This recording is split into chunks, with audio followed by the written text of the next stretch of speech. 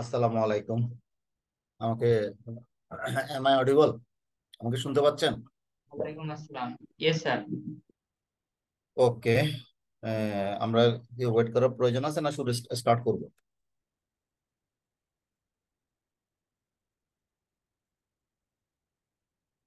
আমরা আর শু- এরপরে আবার 8:30টায় ক্লাস থাকে, তো স্যার আপনিও স্যার শুরু হ্যাঁ, করলে আমি শুরু হয়তো করে দিই। বেটার হয় হ্যাঁ, স্যার।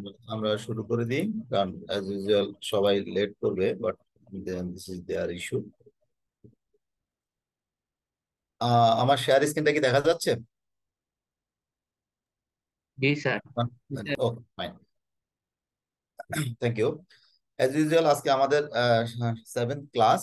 অলরেডি আমরা 6টা ক্লাস কন্ডাক্ট করছি।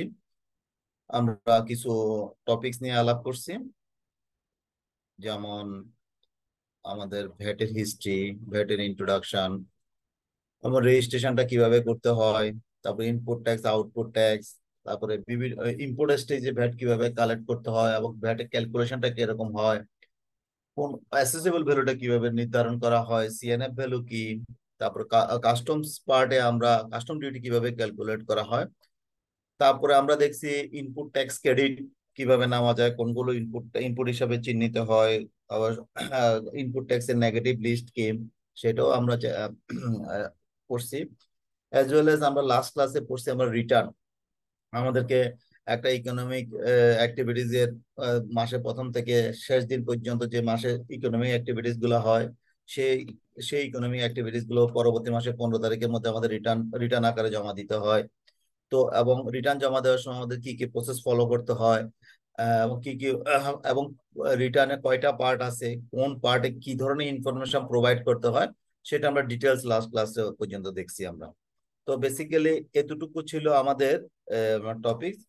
লাস্ট ক্লাসে আমরা রিটার্নের ডিটেলস পড়ছি, এবং আমি আপনাদেরকে একটা অ্যাসেসমেন্টও করে দেখাইছি যে হ্যাঁ, কিছু ট্রানজেকশনে আউটপুট পার্টে কি কি ধরনের ইনফরমেশন গুলো প্রোভাইড করতে হয়, ইনপুট পার্টে কোন কোন ইনফরমেশন গুলো প্রোভাইড হয়, তারপরে ইনক্রিজিং অ্যাডজাস্টমেন্ট কি জিনিস, ডিক্রিজিং অ্যাডজাস্টমেন্ট আমাদের কি, এবং ইনক্রিজিং ডিক্রিজিং অ্যাডজাস্টমেন্টের এক্সাম্পল গুলো, তারপরে কিভাবে নেট পেয়েবল তৈরি করতে হয়, অ্যাজ ওয়েল এজ পরবর্তীতে সেটা রিটার্নটা সাবমিট করতে হয়, ম্যানুয়ালি করলে কিরকম হয়, অনলাইনে কিভাবে দেওয়া যায়। তো টোটাল আমরা কতদিনের ভিতরে জমা দিতে হবে, এবং যদি আমি ডিউ ডেটের মধ্যে দিতে না পারি কতদিনের মধ্যে আমাকে আবার ইনফর্ম করতে হবে যে আমি ডিউ ডেটের মধ্যে রিটার্নটা সাবমিট করতে পারবো না। তো এই ছিল বেসিক্যালি আমাদের লাস্ট ক্লাস। তো আমরা যদি লাস্ট ক্লাস নিয়ে যদি কারো কোনো কোয়েশ্চেন থাকে আমরা একটু নিতে পারি।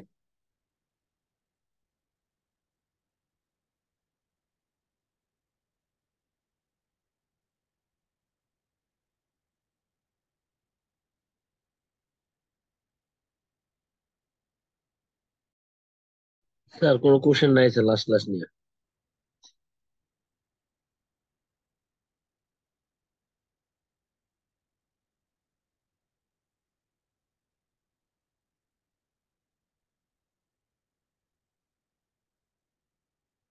ওকে, আমাদের যদি লাস্ট ক্লাস নিয়ে কোনো সে না থাকে, আমাদের কোনো কোয়ারি যদি না থাকে, আমরা আজকের ক্লাসে যাই। জি আজকে স্যার। আমরা যে দুটা টপিকস, দুটা পার্ট নিয়ে আলাপ করব, তার ভিতরে একটা হচ্ছে যে ক্যারি ফরওয়ার্ড এন্ড রিফান্ড, আর একটা হচ্ছে যে আমাদের যে বিভিন্ন ধরনের যে ফর্ম গুলো ইউজ করতে হয়, কতগুলো ফর্ম আছে, কতগুলো নোটিশ আছে, এবং সেগুলো আমরা দেখব যে কোন কোন বেসিসে আমাদের বুকস এন্ড রেকর্ডস মেনটেন করতে হয়, সেটা দেখতে কেমন হয়।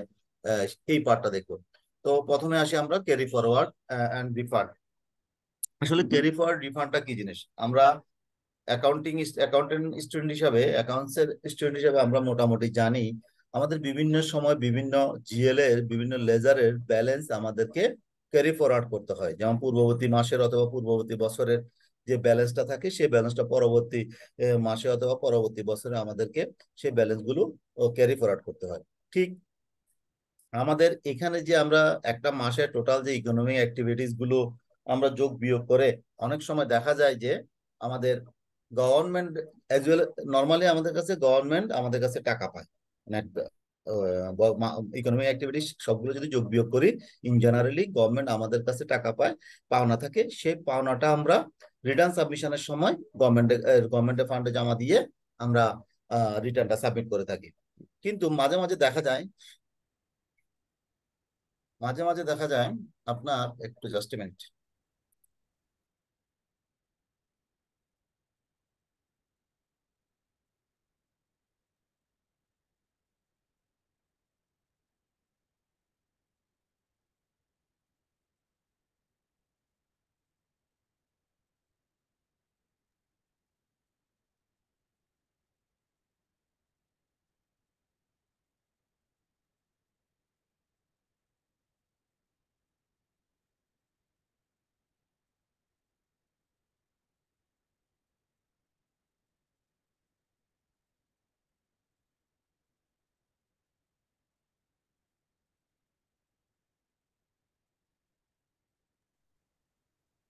হুম।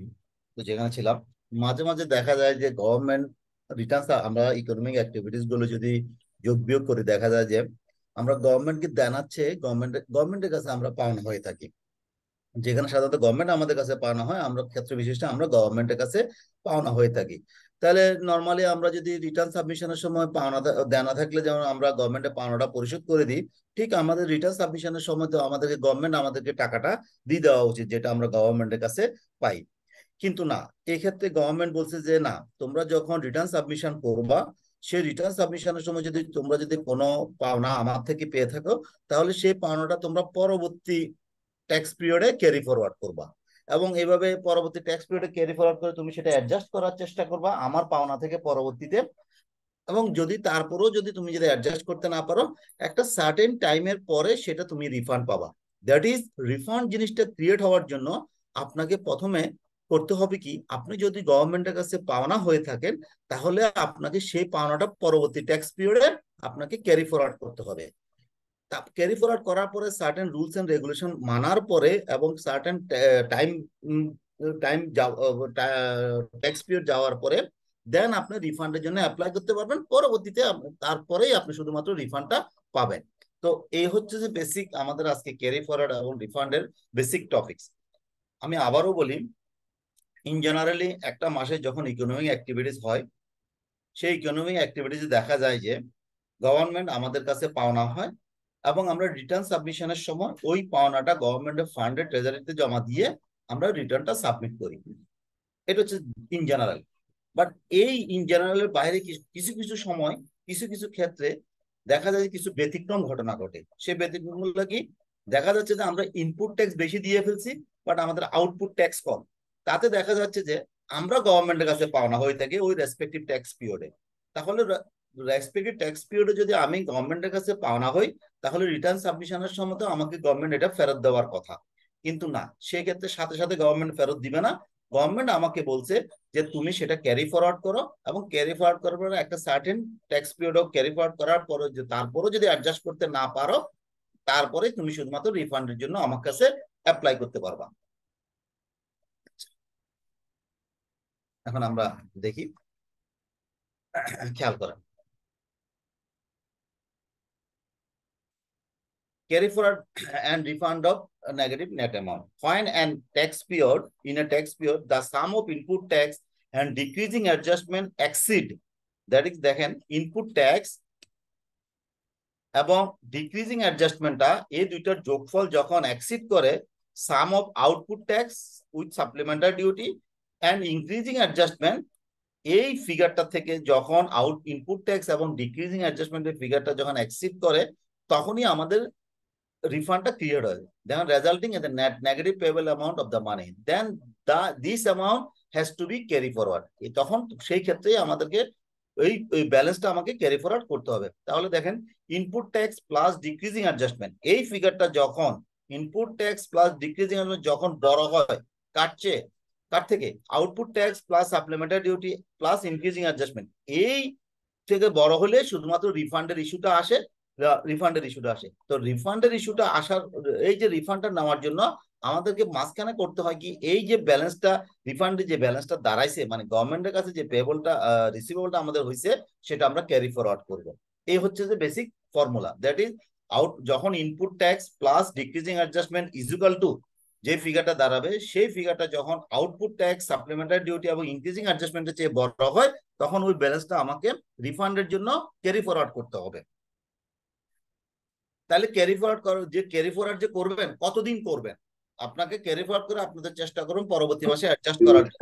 পরবর্তী মাসে যদি অ্যাডজাস্ট না হয়,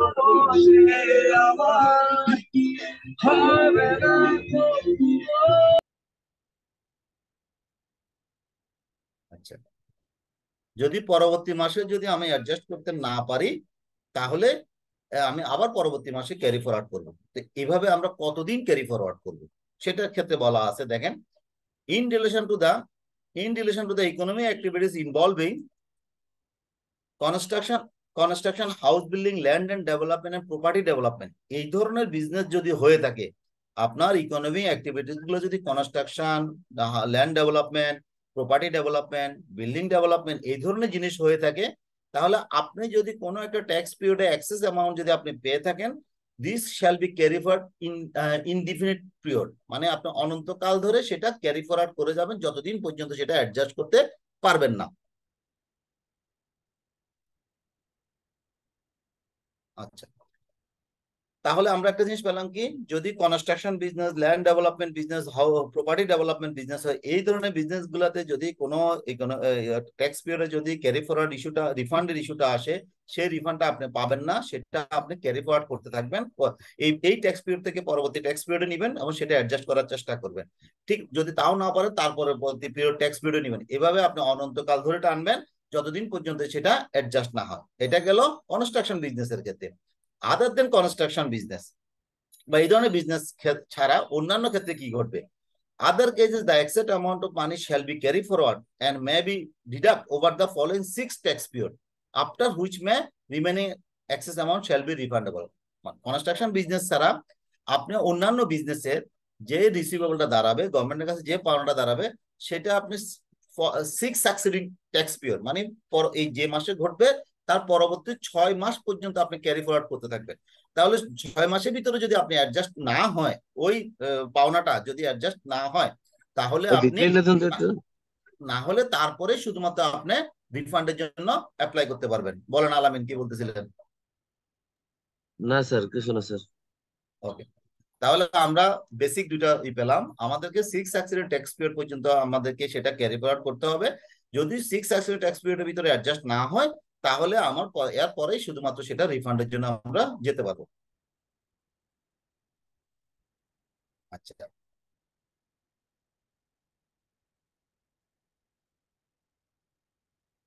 দেখেন carry forward refund and negative net amount প্রসিডিউরটাকে, আমাদের এই যে ক্যারি ফরওয়ার্ড যে করবো আমরা, এবং ক্যারি ফরওয়ার্ড করার যে প্রসেসটা, যে প্রসিডিউরটা, সেই প্রসিডিউরটা আমরা কি দেখি? সেই প্রসিডিউরটা বলা আছে রুল 52 তে।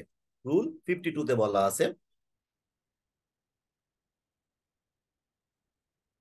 the registered person may apply to the commissioner through মুসুক 9.1।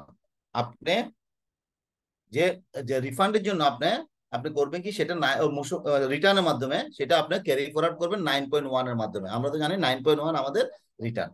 If the application receive is such found to be proper, the commissioner shall deposit the refundable amount to the applicant bank account or issue cross check in favor of the applicant।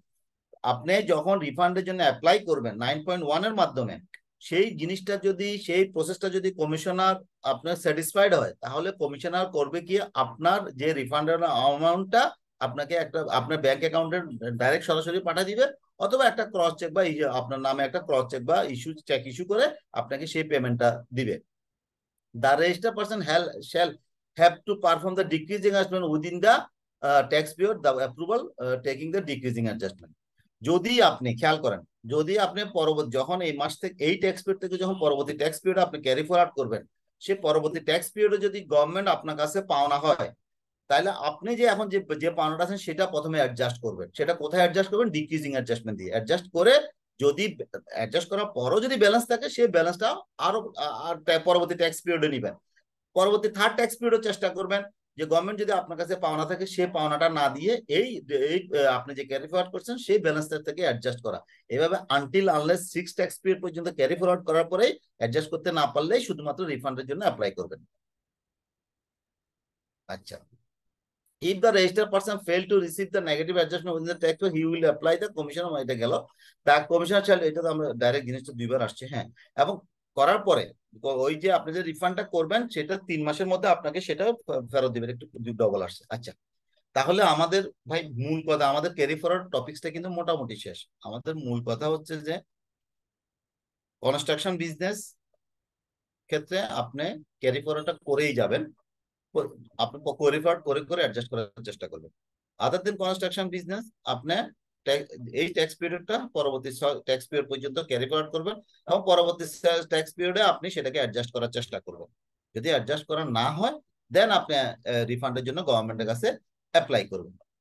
এই হচ্ছে যে basic carry ফরওয়ার্ডের rules, মূল কথা এটা। এখন আসেন, কিছু কিছু ব্যতিক্রম আছে, কিছু কিছু ব্যতিক্রম, যে if the amount of money payable by a registered person is in the negative, such person shall be entitled to refund of such amount if the commissioner satisfied. আপনি কিছু কিছু ক্ষেত্রে আপনি ক্যারি ফরওয়ার্ড করার প্রয়োজন নাই, আপনি ক্যারি ফরওয়ার্ড করবেন না, আপনি ক্যারি ফরওয়ার্ড না করে আপনি ডাইরেক্ট রিফান্ডের জন্য অ্যাপ্লাই করবেন বা রিফান্ডের জন্য করবেন। সেটা কখন করবেন? আবারও বলি, if the amount of money payable by a registered person is in the negative, such person shall be entitled to a refund of such amount if the commissioner satisfied that. আমি এটার বাংলাটা একটু পড়ি আপনাদের কাছে, বাংলাটা একটু, আমাদের আইনটা তো মোটামুটি বাংলাতে। একটা মিনিট। বলতেছে যে ঋণাত্মক নিট পরিমাণ অর্থ যে টানা ব্যতি রেখে ফেরত, মানে আপনি ক্যারি ফরওয়ার্ড না করে, উইদাউট ক্যারি ফরওয়ার্ড, দেখেন আপনি উইদাউট ক্যারি ফরওয়ার্ড করবেন না। এটা যখনই আপনার ঘটনাটা ঘটবে সেই ট্যাক্স পিরিয়ডে আপনি রিফান্ডের জন্য যাবেন। উইদাউট ক্যারি ফরওয়ার্ড ছাড়া আপনি রিফান্ড কখন করতে পারবেন সেটা বলতেছে। দেখেন, যদি আপনার যে সেলটা করতেছেন, আপনি যে রেভিনিউটা জেনারেট করেন, আপনার যে টার্নওভার, আপনার যে সেলটা করেন, এই সেলটা 50% উপরে আসে হইলো জিরো রেটেড সাপ্লাই থেকে। মনে করেন আপনি বিভিন্ন ধরনের প্রোডাক্ট, কোনোটা 15% সাপ্লাই করতেছেন, কোনোটা 5% বিক্রি করতেছেন, কোনোটা 7.5 বিক্রি করতেছেন, আপনার কাছে আপনার বিভিন্ন ভ্যারাইটি টাইপের আপনার প্রোডাক্ট আছে, আপনার প্রোডাক্ট সেল করতেছেন। তাহলে সেখানের মধ্যে যদি আপনার টোটাল সেলের 50% উপরে যদি জিরো রেটেড সাপ্লাই হয়, that is in a sense this is the export. মানে আপনার যে টোটাল যে বিক্রি করে রেভিনিউ জেনারেট করতেছেন লোকাল মার্কেট থেকে, যদি এক্সপোর্ট করে যদি আপনার 50% উপর যদি আপনার রেভিনিউ জেনারেট হয়, তাহলে সেই ক্ষেত্রে যদি আপনার কোনো রিফান্ড ক্রিয়েট হয়, তাহলে আপনি দেন এন্ড দেন রিফান্ডের জন্য ক্যারি ফরওয়ার্ড না করে দেন এন্ড দেন রিফান্ডের জন্য চলে যাবেন। একটা গেল এটা। এটা হচ্ছে যদি আপনি যে প্রোডাক্টগুলো সেল করেন, এই সেলের টোটাল সেলের 50% উপরে যদি জিরো রেটেড সেল হয়, তাহলে আপনি সেই ক্ষেত্রে আপনার ওই মাসেই আপনি ওই ট্যাক্স পিরিয়ড আপনি রিফান্ডের জন্য অ্যাপ্লাই করবেন। আরেকটা আছে 50% or more such person expenditure on input, মানে আপনি যে প্রোডাক্ট প্রস্তুত করার জন্য যে ইনপুট গুলো পারচেস করতেছেন, এই বিভিন্ন পারচেজে বিভিন্ন রেটে করতেছেন, সেখানে যদি 50% উপরে পারচেজ যদি জিরো রেটেড পারচেজ হয়, আবারও বলি 50% উপরে যদি জিরো রেটেড পারচেজ হয়, তাও আপনি সাথে সাথে রিফান্ডের জন্য চলে যাবেন ক্যারি ফরওয়ার্ড না করে। তাহলে দুইটা ব্যতিক্রম আমি আপনাদেরকে বললাম।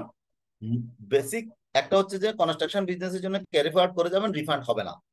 আদার দেন কনস্ট্রাকশনের ক্ষেত্রে আপনি যদি কোনো পেয়েবল ক্রিয়েট হয়, তাহলে আপনি ক্যারি ফরওয়ার্ড করবেন, রিসিভেবল ক্রিয়েট হলে ক্যারি ফরওয়ার্ড করবেন, এবং 6 ট্যাক্স পিরিয়ডের ভিতরে সেটা অ্যাডজাস্ট করার চেষ্টা করবেন।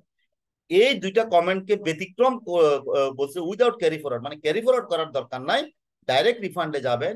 যদি আপনার পারচেজ এবং সেল, আপনার সেলটা যদি টোটাল 50% উপরে যদি জিরো রেটের সেল হয়ে থাকে, তাহলে সেক্ষেত্রে আপনি রিফান্ড ক্রিয়েট হলে সে রিফান্ডে চলে যাবেন। আরেকটা ক্ষেত্রে কোনটা, আপনি যে র মেটেরিয়াল বা বিভিন্ন জিনিস যে পারচেস করতেছেন, দ্যাট ইজ আপনি ইনপুট গুলো পারচেস করতেছেন, এই ইনপুট গুলো যদি 50% উপরে যদি জিরো রেটেড পারচেস হয়ে থাকে, তাও আপনি ডাইরেক্ট রিফান্ডে চলে যাবেন। এটা গেল একটা। আরেকটা ব্যতিক্রম কি, আপনি নর্মাল স্যার বিজনেসে, বলেন একটা প্রশ্ন করতাম স্যার, যদি কিছু বলেন। মনে না করতেন আর কি। স্যার জিরো রেটটা মানে একটু যদি ডিটেল বলতেন। জিরো রেটেড, জিরো রেট আমাদের জিরোটা কি আর কি আইনে স্যার? কিছু কিছু বিজনেসকে, কিছু কিছু অ্যাক্টিভিটিস কে বলতেছে যে রেট 15% না, জিরো রেট। স্যার আপনার জিরো রেটটা কি কি রেট সেটা? জিরো রেট মানে শূন্য রেট। যেমন মনে করেন আপনি যদি কোনো প্রোডাক্ট এক্সপোর্ট করে থাকেন, হ্যাঁ, হুম কোন প্রোডাক্ট হুম হুম। এক্সপোর্ট করে থাকেন, ওই এক্সপোর্টের ভ্যাট হচ্ছে 0%। আমাদের শিডিউলে দেওয়া আছে কোন কোন প্রোডাক্ট গুলো জি স্যার, একটা শিডিউল আছে স্যার। হ্যাঁ, ওই প্রোডাক্টের ক্ষেত্রে আপনি জিরো রেট অ্যাপ্লাই করতে পারবেন। সেই আচ্ছা আচ্ছা। ধরনের প্রোডাক্ট গুলো যদি বিক্রি করে থাকেন, এবং সেই প্রোডাক্ট বিক্রিটা যদি 50%-এর উপর টোটাল বিক্রির চেয়ে বেশি হয়, তাহলে আপনি রিফান্ডে চলে যেতে পারবেন। জি ক্লিয়ার স্যার, থ্যাংক আলামি? You sir. জি স্যার, থ্যাংক ইউ স্যার। এই স্যার এতক্ষণ যা বললাম তার থেকে আরেকটা ব্যতিক্রম আছে, সেটা হচ্ছে যে এটা মনে স্যার একটু করেন, স্যার একটা কোশ্চেন ছিল স্যার। বলেন। স্যার হোয়াট ইজ দ্য কি ডিফারেন্স বিটুইন জিরো রেট আর হলো এক্সিমটেড গুডস, যেটা আমরা। Example, what is the difference between zero rate and exempted? Zero rate is a rate, zero rate is a rate, শূন্য একটা সংখ্যা কিন্তু, তাই না? আর এক্সাম্পটেড হচ্ছে যে স্যার আপনার ভ্যাট থেকে বাইরে, তাহলে ভ্যাট দিতে হবে না। হয়তো আপনি বলতেন স্যার 0% তো ভ্যাট দিতে হবে না। বেসিক ডিফারেন্সটা হচ্ছে যে, এটা আমি আপনাদেরকে আরেকটা কোন একটা ক্লাসে পাবেন অথবা পাইছেন, আমি শিওর না পাইছেন কিনা, আমি হয়তো পড়াই ফেলছি কিনা। বাট যদি না পড়ে সামনে পাবেন। বেসিক ডিফারেন্সটা হচ্ছে যে আপনি যদি জিরো রেটেড প্রোডাক্ট সেল করেন, তাহলে আপনি ওই প্রোডাক্টটা প্রডিউস করার জন্য, আকাশ পরে নিচ্ছে আপনার কথাটা, প্রডিউস করার সময় যে ইনপুট আইটেমগুলো পারচেস করছেন সেগুলোর জন্য যে ভ্যাটটা দিয়েছেন সেটা রিবেট ক্লেম করতে পারবেন। কিন্তু যদি আপনি এক্সাম্পটেড প্রোডাক্ট সেল করেন, ওই এক্সাম্পটেড প্রোডাক্টটা প্রডিউস করার জন্য যদি কোনো ইনপুট আইটেম পারচেস করেন, সেই ইনপুট আইটেম পারচেস করার সময় যে আপনি ভ্যাটটা দিয়ে আসছেন সেই ভ্যাটটা রিবেট নিতে পারবেন না। দ্যাট ইজ বেসিক কথা হচ্ছে যে জিরো রেটেড সাপ্লাইয়ের ক্ষেত্রে রিবেট অ্যাপ্লিকেবল, এক্সাম্পটেড প্রোডাক্ট সাপ্লাইয়ের ক্ষেত্রে input tax not applicable, rebate not applicable. Akash, Akash আপনি হ্যান্ড রেজ করছেন, I am not sure is it okay. যে আমাকে কোশ্চেনটা করছিলেন সে কি বুঝতে পারছেন জিরো রেট এবং এক্সাম্পটেড রেটের বেসিক ডিফারেন্সটা কোথায়? জি স্যার। স্যার আমরা তো জিরো রেটের সময় স্যার ট্যাক্স দিই না, এবং এক্সিমটের সময় তো ট্যাক্স দিই না স্যার, তাহলে আমরা রিবেট, জিরো রেটের সময় রিবেট তো স্যার আমরা নিতে পারবো ঠিক আছে, কিন্তু স্যার মানে কি এভাবে কিভাবে নিব সেভাবে আমরা তো দিচ্ছি না স্যার। কিভাবে কিভাবে নেবেন, তাহলে আমার ওই ক্লাসটাতে আসেন, তাহলে আমি সেটা দেখাবো, সেটা নেক্সট ক্লাসে পাবেন। জিরো রেটেড, শুধু এতটুকু কথা রাখেন, জিরো রেটেড বিজনেসের ক্ষেত্রে, জিরো রেটেড বিজনেসের ক্ষেত্রে আপনি ইনপুট ট্যাক্সটা রিবেট নিতে পারবেন, এক্সাম্পটেড বিজনেসের ক্ষেত্রে আপনি ইনপুট ট্যাক্সটা রিবেট নিতে পারবেন না। This is the basic difference. Okay, এরপরে আসেন, এখন আমি যেখানে বলতেছিলাম যে আমরা বলতেছি কি নর্মাল বিজনেসের ক্ষেত্রে আমরা কোনো একটা ট্যাক্স পিরিয়ডে যদি আমার রিফান্ড পিরিয়ড হয়ে যায়, সেটা আমরা ক্যারি ফরওয়ার্ড করে ষষ্ঠ পিরিয়ডে করে সপ্তম পিরিয়ডে আমরা রিফান্ডের জন্য অ্যাপ্লাই করব। এখন এই ক্যারি ফরওয়ার্ডটা আমি মনে করেন আপনার অ্যাডজাস্ট করতে করতে করতে করতে করতে করতে আর আছে 55,000 টাকা একটা কেস, আরেকটা কেজি আছে মনে করেন যে 45,000 টাকা। তাহলে এখানে যেটা বলছে, যদি আপনার রিফান্ডটা ক্যারি ফরওয়ার্ড করার পরে আনএডজাস্টেড ফিগার যদি 50,000 টাকার নিচে থাকে, 50,000 টাকার নিচে থাকে, তাহলে আপনি রিফান্ডের জন্য ক্লেম না করে আপনি আবার ক্যারি ফরওয়ার্ড করবেন। আর যদি অ্যাডজাস্ট করার পরও রিফান্ড ব্যালেন্স 50,000 টাকার উপরে আছে, সেক্ষেত্রে রিফান্ডে যেতে পারবেন। আবারও বলতেছি, মনে করেন আপনি এই ট্যাক্স পিরিয়ডে আপনি 5 লাখ টাকা আপনার রিফান্ড হয়েছে, এই 5 লাখ টাকা পরবর্তী ট্যাক্স 6টা ট্যাক্স পিরিয়ডে অ্যাডজাস্ট করতে করতে করতে করতে করতে 6 ট্যাক্স পিরিয়ডে আপনি 40 মনে করেন আপনি 4,60,000 টাকা পর্যন্ত অ্যাডজাস্ট করতে পারছেন। তাহলে আর আছে কত? 40,000 হিসাবে তো ষষ্ঠ ষষ্ঠ সপ্তম পিরিয়ডে আপনি রিফান্ড ক্লেম করার কথা অ্যাকর্ডিং টু দ্য ল। না, ফিগারটা যদি 50,000 টাকার নিচে হয় তাহলে আবার পরবর্তী মাসে ক্যারি ফরওয়ার্ড করবেন। আর যদি ফিগারটা আনএডজাস্টেড ফিগারটা যদি 50,000 টাকার উপরে হয় তাহলে আপনি রিফান্ডে যাবেন। এই হচ্ছে যে এই এই পয়েন্টার মেসেজ। আচ্ছা, অন্যান্য ক্ষেত্রে রিফান্ডের জন্য আপনার 3 মাসের ভিতরে আপনার রিফান্ডটা পেয়ে যাবেন। The commissioner shall in other cases refund of money within the 3 month from the date of the application, আপনি 3 মাসের মধ্যে রিফান্ডটা পেয়ে যাবেন। আপনি application for the refunded money of the seven, আপনার no refund money shall be made in the person under the section 68 or 69 unless the applicant pays returns up to the current tax period। হ্যাঁ, এটার মূল কথাটা হচ্ছে যে আপনি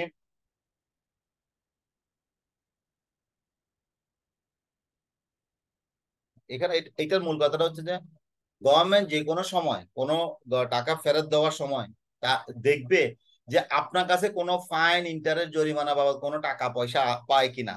যদি পেয়ে থাকে প্রথমে আগে সেগুলো অ্যাডজাস্ট করবে, দেন আপনাকে বাকি টাকাটা রিফান্ড করবে। আচ্ছা, আমার এখানে আজান দিচ্ছে, আমি একটু 5টা মিনিট একটু ব্রেক নিই।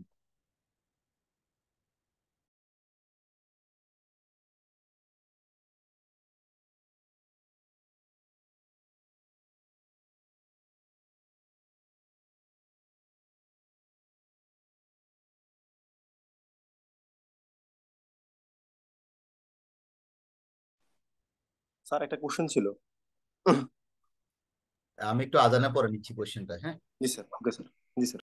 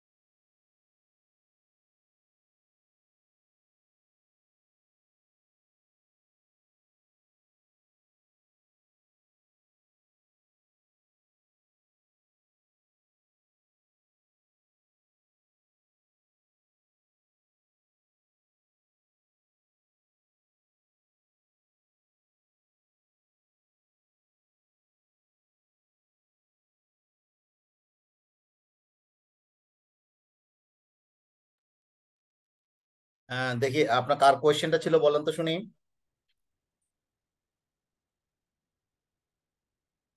কোয়েশ্চেনটা কার ছিল? জি স্যার, আমার ছিল। হ্যাঁ বলেন। ওই যে যে একটা এক্সাম্পল ছিল না স্যার, ওই যে 5 লক্ষ টাকার, মানে ট্যাক্স পিরিয়ডে যদি আমার কারেন্ট ট্যাক্স পিরিয়ডে যদি 5 লক্ষ টাকা কিভাবে রিফান্ড পাওয়া যায়, ওই কোশ্চেনটা। আচ্ছা, দেখেন এই পয়েন্টটা, মানে আমরা বলতেছি কি, আপনি কোনো একটা ট্যাক্স পিরিয়ডে মনে করেন আপনি এপ্রিল মাসে কথাই যদি বলি বা মার্চ মাসে কথা বলি, মার্চ মাসে যে ইকোনমিক অ্যাক্টিভিটিস গুলা করছেন, তো এপ্রিল মাসে যখন আমরা রিটার্ন সাবমিট করতে গেছি 15 তারিখে, তখন দেখা যাচ্ছে যে আমরা গভর্নমেন্টের কাছে তো দেন আছে, গভর্নমেন্টের কাছে আমরা পাওনা আছে 5 লাখ টাকা, 5 লক্ষ টাকা, বা মনে করেন 10 লক্ষ টাকা, আমি 10 লক্ষ টাকা বলি। ওকে। এখন আমাদের নিয়ম কি, 10 লক্ষ টাকা যখন আমি গভর্নমেন্টের কাছে পাওনা, তাহলে তো আমি গভর্নমেন্টের কাছে রিফান্ড নিবো, তাই না? তো রিফান্ড নেওয়ার জন্য আমাদের করতে হবে কি, পরবর্তী 6 ট্যাক্স পিরিয়ডে সেটা ক্যারি ফরওয়ার্ড করতে থাকবে। যখন এবং আমরা ক্যারি ফরওয়ার্ড করে অ্যাডজাস্ট করার চেষ্টা করবো। অ্যাডজাস্ট কিভাবে করব, যে পরবর্তী ট্যাক্স পিরিয়ড যদি গভর্নমেন্ট আমার কাছে পাওনা হয়, তাহলে আমরা প্রথমে ওই 10 লাখ টাকা থেকে অ্যাডজাস্ট করব।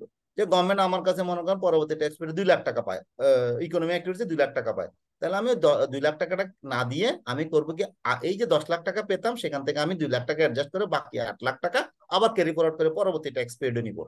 এর পরবর্তী ট্যাক্স পিরিয়ডে মনে করেন আমার গভর্নমেন্ট আমার কাছে 3 লাখ টাকা পায়, তাহলে আমি করবো কি, ওই যে আগের 8 লাখ টাকা থেকে 3 লাখ টাকা অ্যাডজাস্ট করে বাকি 5 লাখ টাকা আমি আবার ক্যারি ফরওয়ার্ড করবো। এইভাবে ক্যারি ফরওয়ার্ড করতে করতে মনে করেন ষষ্ঠ পিরিয়ডে পরে সপ্তম পিরিয়ডে তো আমার আনএডজাস্টেড মনে করেন 1 লাখ টাকা আছে, সপ্তম পিরিয়ডে আমার আনএডজাস্টেড 1 লাখ টাকা আছে, তাইলে 1 লাখ টাকা রিফান্ডের জন্য আমি ক্লেম করব।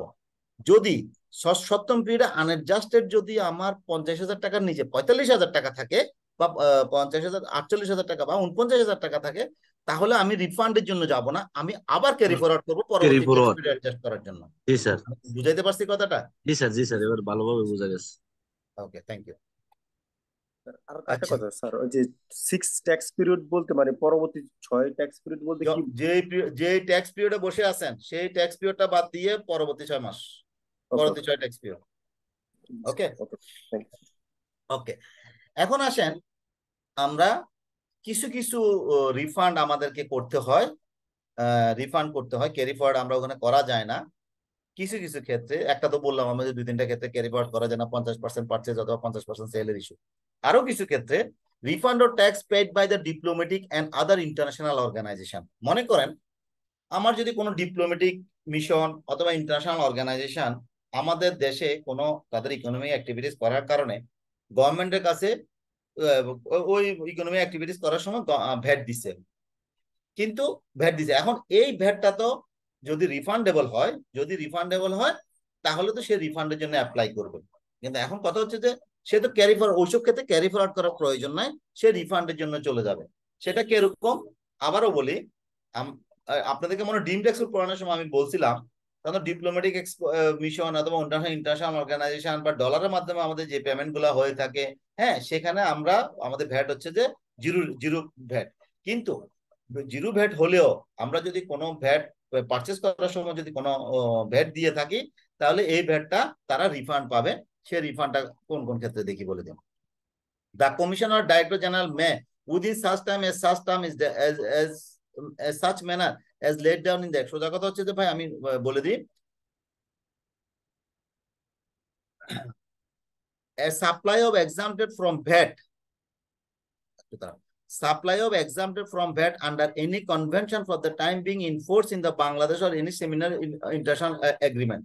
যদি আমরা কোনো ইন্টারন্যাশনাল এগ্রিমেন্ট বা কোনো এর মধ্যে মানে আন্তর্জাতিক চুক্তির মাধ্যমে অথবা কোনো কনভেনশনের আমাদের রুলস রেগুলেশনের ভিতরে এরকম যদি বলা থাকে যে তোমরা আমাদের দেশে যদি কোনো ইকোনমিক অ্যাক্টিভিটিস করে থাকো, তাহলে তোমাদেরকে ভ্যাট দিতে হবে না, এইটা এরকম যদি কোনো আমাদের চুক্তি থাকে, তাহলে এই চুক্তি থাকার পরও যদি তারা ইকোনমিক অ্যাক্টিভিটিস করার সময় কোনো ভ্যাট গভর্নমেন্টের ফান্ডে যায়, গভর্নমেন্ট সেই ফান্ডটা ভ্যাটটা রিফান্ড দিয়ে দেয়। এ হচ্ছে যে বেসিক কথা, তোমার ক্ষেত্রে সেম, ডিপ্লোমেটিক মিশনও সেম। ডিপ্লোমেটিক মিশনের সময় যদি কোনো ডিপ্লোমেটিক মিশন এরা যদি কোনো ভ্যাট পে করে থাকে, তাহলে সেই ভ্যাটটা সে রিফান্ড আকারে পাবে। আচ্ছা, আমি এখানে আরেকটু বলি, আরেকটা জিনিস বলি, tax refund in the foreign tourist যখন আসে আমাদের দেশে, যেমন টুরিস্ট আসে, সে টুরিস্টরা যদি তারা যদি কোনো ধরনের ইকোনমিক অ্যাক্টিভিটিস বাংলাদেশে করে, সেই ইকোনমিক অ্যাক্টিভিটিস করার সময় যদি কোনো ভ্যাট পে করে, সেই ভ্যাটটা পরবর্তীতে কিছু টার্মস এন্ড কন্ডিশন ফিলফুল যদি হয়, তাহলে সে আমাদের দেশ ছেড়ে যাওয়ার সময় সে বাংলাদেশ বিমানবন্দর থেকে সেই সে ভ্যাটটা রিফান্ড নিতে পারে। এটার একটা একটা আমি আমার একটা লাইভ এক্সাম্পল দিই আপনাদেরকে, তাহলে আপনাদের একটু বুঝতে সুবিধা হবে, তাহলে আমার আর এটা পড়ানোর দরকার হবে না। মানে আমি যখন আপনারাও এটা অনেকে জানেন হয়তো বা, আপনি যদি কখনো সিঙ্গাপুর যান বা সিঙ্গাপুর গেলেন, মনে করেন আমি একবার সিঙ্গাপুর গেলাম। সিঙ্গাপুরে কিছু শপিং টপিং করলাম মোস্তফা সেন্টারের পাশে, আমি মোস্তফা সেন্টারে কিছু শপিং করছি। তো ওখানে শপিং করার সময় ওখানে একটা জিনিস দেখলাম, যদি আপনি $100 উপরে সিঙ্গাপুর ডলার যদি কোনো পারচেস করে থাকেন, সে পারচেস করার সময় আপনাদের প্রত্যেকটা পারচেসের সময় আপনাদেরকে ভ্যাট দিতে হবে। দ্যাট ইজ ওই দেশে বলে জিএসটি, আপনাকে ভ্যাট পে করতে হয়। তাহলে আপনি প্রত্যেকটা পারচেস করার সময় আপনি ভ্যাট দিলেন, জিএসটি দিলেন।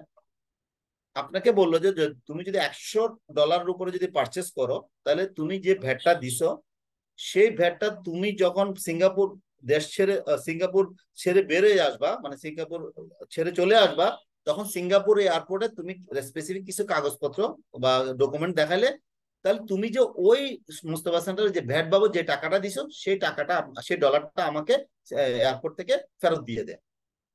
এটার বলার উদ্দেশ্যটা হচ্ছে যে যখন কোনো ট্যুরিস্ট আপনার দেশে যদি কোনো ইকোনমিক অ্যাক্টিভিটিস করে, সেই ইকোনমিক অ্যাক্টিভিটিস গুলোর টার্মস এন্ড কন্ডিশন ফিল করে সে যদি ওই সময় কিছু ভ্যাট দিয়ে থাকে, সেই ভ্যাটটা পরবর্তীতে সে বাংলাদেশ ছেড়ে যাওয়ার সময় এয়ারপোর্ট থেকে সেই ভ্যাটটা রিফান্ড নিতে পারে। Any foreign tourist shall get refund of VAT paid against his purchase of taxable goods. তবে এখানে কিছু ব্যতিক্রম আছে, সেই ব্যতিক্রম গুলো কি কি?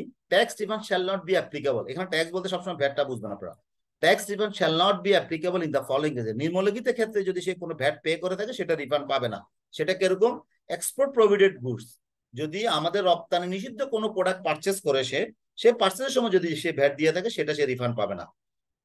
Fire arms, explosive item, any other similar good, এই ধরনের কোনো প্রোডাক্ট পারচেস করলে, প্রোডাক্ট পারচেসের সময় যদি ভ্যাট দিয়ে থাকে, সেটাও সে রিফান্ড পাবে না। Any other good determined by the board মানে আমাদের এনবিআর যদি এমন কোন প্রোডাক্টের উপরে ভ্যাট রিফান্ডটা নিষেধ থাকে, তাহলে সে ওই ধরনের প্রোডাক্ট পারচেস করলেও সে ভ্যাটটা পাবে না। এখন সে পাবে কারা কারা? Any foreign tourist can claim the refund stay in Bangladesh 180 days or less than that 180 দিনের পরে 1 ক্যালেন্ডার ইয়ার এর মধ্যে নিচে থাকে। হ্যাঁ, স্টে ইন বাংলাদেশ 180 days 180 দিন যদি থাকে অথবা 1 বছরের নিচে থাকে, তাহলে সেটা he is not a member of crew of airline. ওই এয়ারলাইনে যে ক্রু এটা থাকে, তারা যদি কোনো পারচেস করে তারা পাবে না। তারপর depart from through the international airport of Bangladesh, আমাদের ইন্টারন্যাশনাল এয়ারপোর্ট দিয়ে আপনাকে ওই টুরিস্টকে দেশ ত্যাগ করতে হবে। পারচেজ অফ গুডস সব দাঁড়ান একটু, purchase of goods from any shop describe in VAT refund of tourist, যদি ওই ধরনের সব থেকে যদি পারচেস করে থাকে যেখানে লেখা থাকে যে ভ্যাট রিফান্ড ফর টুরিস্টদের জন্য, টুরিস্টদের প্রদত্ত ভ্যাটটা রিফান্ড হবে। Purchase of goods purchase consumption of outside Bangladesh, যদি আপনি বাংলাদেশে ভোগ করার জন্য, আউটসাইডে ভোগ করার জন্য যদি প্রোডাক্টটা পারচেস করে থাকে, আর যদি ওই যে প্রোডাক্টটা পারচেস করতে সেটা ভ্যালুটা যদি 5,000 টাকার উপরে হয়, এইসব ক্ষেত্রে সাধারণত আপনার টুরিস্টরা তারা প্রদত্ত ভ্যাটটা রিফান্ড পাবে। স্যার, এই যে আপনি যখন এই যে সিঙ্গাপুর মুস্তফা সেন্টার থেকে যখন শপিংটা করেছেন, যখন আপনি এয়ারপোর্ট মানে আমি ছেড়ে ওইটা যাচ্ছেন, কেনার তখন কি আপনি সময়, এটা ক্লেম করতে পারছেন? হ্যাঁ পারছি, আমি ওইটা কেনার সময় আমাকে পাসপোর্ট শো করতে হয়েছে। আমি যখন মোস্তফা সেন্টার থেকে গোল্ডটা কিনতেছি বা যাই হোক যেটা কিনতেছি, তখন আমি ওরা আমার একটা পাসপোর্টটা নিছে। হ্যাঁ, পাসপোর্টে আমার পাসপোর্ট নাম্বার লিখে তারা একটা আমাকে স্লিপ দিয়ে দিছে, একটা ইনভয়েস দিছে। ইনভয়েসের ভিতরে আমার একদম অথেন্টিক সব ডকুমেন্ট, তাদের দোকানের ইনভয়েসটা সহ আমাদেরকে সেটা অ্যাটাচ করে দিছে। ঠিক ওই কাগজটা, ওই ইনভয়েসটা যখন আমি সিঙ্গাপুর ছেড়ে আসতেছি, ওখানে কতগুলো ইয়েছে আপনার রিফান্ড সব দেওয়া, রিফান্ড প্লেস দেওয়া আছে। কখনো যদি যান দেখবো, অবশ্যই দেখবেন। এটা কি দেখার স্যার পরে এয়ারপোর্টে থাকে? হ্যাঁ, সিঙ্গাপুর এয়ারপোর্টে আপনি যখন বের হবেন, আপনি ইমিগ্রেশন করার আগে বা পরে, ইমিগ্রেশনের পরে সাধারণত, না ইমিগ্রেশনের আগে, ইমিগ্রেশনের আগে আপনি ওইটা সাবমিট করবেন, ইমিগ্রেশনের পরে মনে হয়, হ্যাঁ করবেন, আপনাকে সেই একদম ক্যাশ ডলার দিয়ে দেয়। ওকে, ঠিক আছে স্যার, থ্যাংক ইউ স্যার। আচ্ছা, তো এই সিস্টেমটা কি ইন্ডিয়া বা থাইল্যান্ড ওই সমস্ত জায়গায় কি মোস্ট হয়? অফ দ্য কান্ট্রিতে আছে, মোস্ট অফ দ্য কান্ট্রিতে আছে, এটা মোস্ট অফ দ্য কান্ট্রিতে আছে। ওকে স্যার স্যার, থ্যাংক আমাদের ইউ। দেশে আছে স্যার? আমাদের দেশে অবশ্যই আছে, নাইলে আমি আইনে না থাকবে কেন? আমাদের দেশে যদি না থাকে, আমি তো আমাদের দেশের আইনটা সেকশনটাই পড়াইলাম আপনাদেরকে, জি স্যার ঠিক সেকশন আছে। রুল 56। আচ্ছা, জি স্যার। ওকে। এখন আসি আমরা এই যে ক্যারি ফরওয়ার্ড এবং রিফান্ডের একটা, যদি আমরা মানে একটা এক্সারসাইজ করি, তাইলে আপনাদের এতক্ষণ যে আপনাদের যে কথাগুলো আমি বলছি, তাইলে সেটা বুঝতে আপনাদের জন্য সহজ হবে। আমরা আসি প্রথমে, মনে করেন আমি একটা, সরি, দেখেন XYZ limited service XYZ Limited is a service provider renders service that fell under the scope of the scope. The following information has been extracted from the monthly VAT return in the VAT register of এত এই XYZ এর কতগুলো তার VAT return থেকে এই ধরনের information গুলো আমরা রিসিভ করছি। সেটা কিরকম বলতেছে, জানুয়ারি মাসে 2023 সালে জানুয়ারি মাসে তার যে ইকোনমিক অ্যাক্টিভিটিস গুলো হয়েছে, সে টোটাল সেলস ভ্যাট পে করছে হইলো, total sales 8 million, input tax credit নিচ্ছে 5 মিলিয়ন, ইনক্রিজিং অ্যাডজাস্টমেন্ট দিচ্ছে 2.5 মিলিয়ন, ডিক্রিজিং অ্যাডজাস্টমেন্ট দিচ্ছে হলো 7.5 মিলিয়ন। তাহলে আমাকে বলেন, এই জানুয়ারি মাসে যে রিটার্নটা যে সাবমিট করছে জানুয়ারি মাসটাতে, ট্যাক্স কি পেয়েবল ছিল, ভ্যাট কি পেয়েবল ছিল না রিসিভেবল ছিল?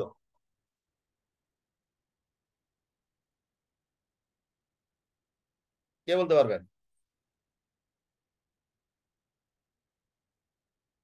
ভ্যাট কি রিসিভেবল ছিল না পেয়েবল ছিল?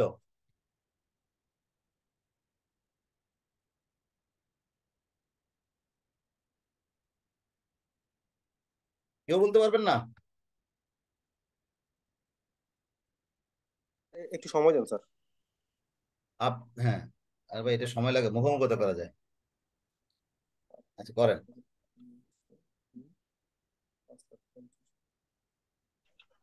স্যার রিসিভেবল ছিল স্যার, মানে আপনি রিসিভেবল ছিলেন 2,50,000 টাকা ছিল রিসিভেবল স্যার। কত?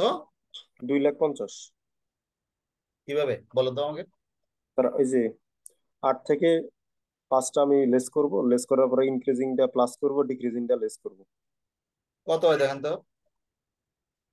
আমাদের ফর্মুলাটা কি? স্যার এই ফর্মুলাটা কি? Output input tax plus decreasing adjustment, ওই দুইটা ফিগার যদি আউটপুট ট্যাক্স এবং সাপ্লিমেন্টারি ইনক্রিজিং মধ্যে হয়, বা আপনি বাদ দেন, আপনি পেবল বের বের করবেন কিভাবে? Output tax plus supplementary duty plus increasing adjustment less input tax less decreasing adjustment, ঠিক কিনা? জি স্যার। তাহলে আমার আউটপুট ট্যাক্স কত এখানে? 8 স্যার মিলিয়ন। 8 লাখ। 8 মিলিয়ন, 80 জি লাখ। স্যার। হ্যাঁ, আউটপুট ট্যাক্স আমার 8 million plus increasing adjustment 2.5 million, ঠিক কিনা? জি sir. Less input tax 5 million 5 million, 50 lakh. Less decreasing adjustment 50। কত? তাইলে কত দাঁড়ায় আমার? রিসিভেবল না পেয়েবল?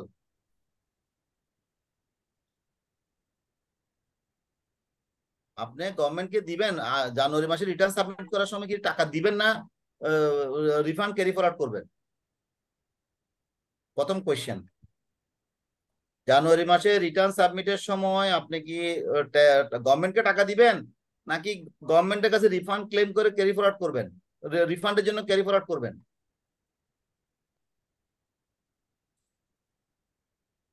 আচ্ছা, আমি আপনাদের মনে হয় ধরতে পারতেছে না, যাই হোক আরেকটু পরে আর, বুঝতে পারছি। ঠিক ফেব্রুয়ারি মাসে তার আউটপুট ট্যাক্স কত, ইনপুট ট্যাক্স কত, এভাবে করে করে সে আগস্ট পর্যন্ত দিছে। এখন আপনাকে বলতেছে, আপনি আগস্ট মাসে দাঁড়াই আছেন, আপনার এখন আগস্ট মাসে রিটার্নটা সাবমিট করতে বলতেছে আপনাকে।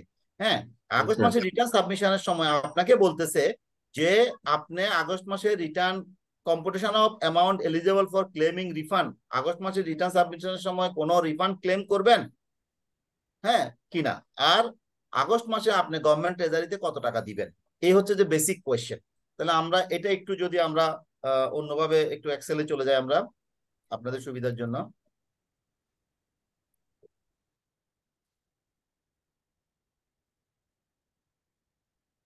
দাঁড়ান।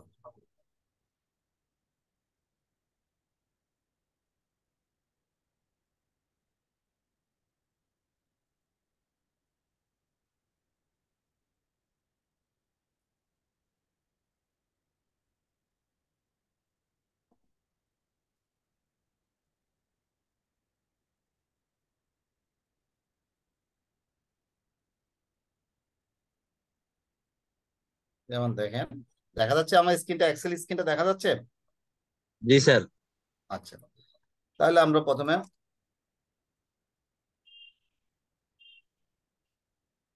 পার্টিকুলার্স, আমি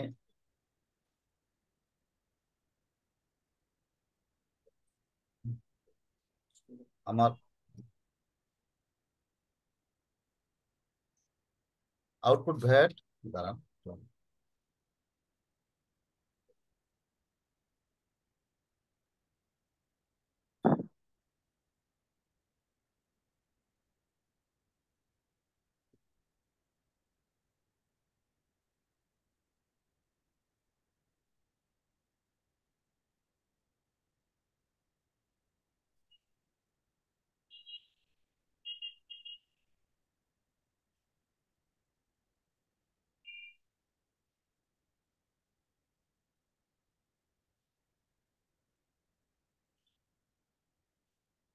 তাহলে আমার এখানে কত output price? 8 million.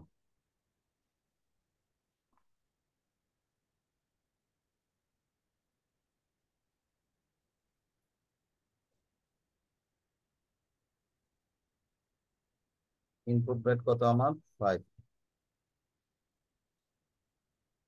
Increasing adjustment 2.5।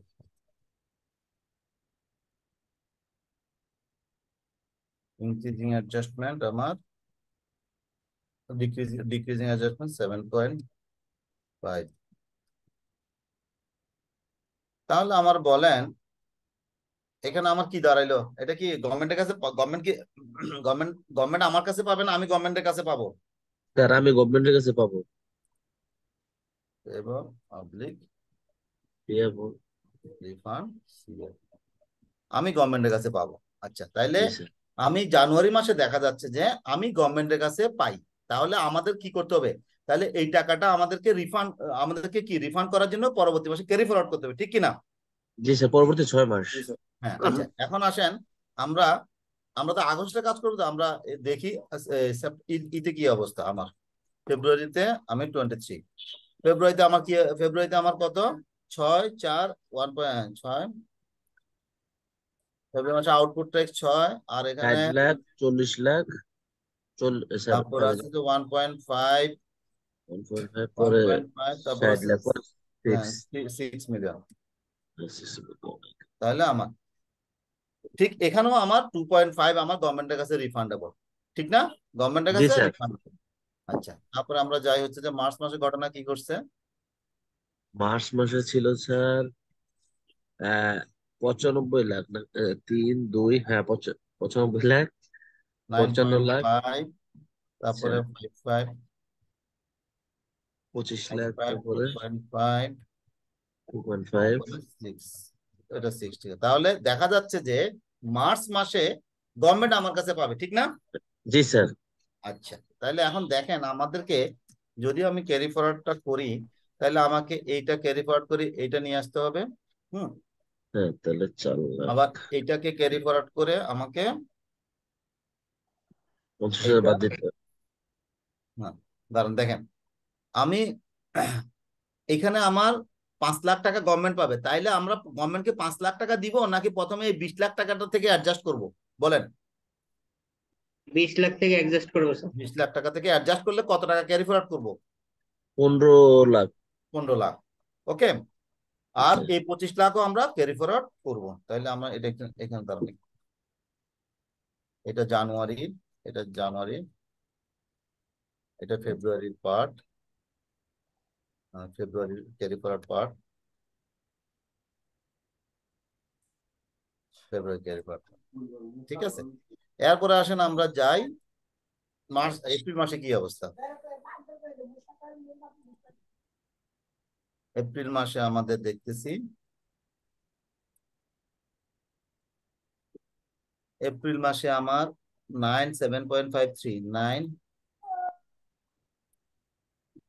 7.5, তারপর হচ্ছে পরে 3, 303, পরে 8। 8, ঠিক না? তাহলে এখানেও আমরা গভর্নমেন্টের কাছে পাও না। তাহলে আমার অ্যাজ ইউজুয়াল এটাকে আমার ক্যারি ফরওয়ার্ড করতে হবে, এটাকে ক্যারি ফরওয়ার্ড করতে হবে, আর এরকমই থাকবে, এখানে আর কোনো ক্যারি ফরওয়ার্ড নাই। এবার আসেন আমরা মে মাসে যাই।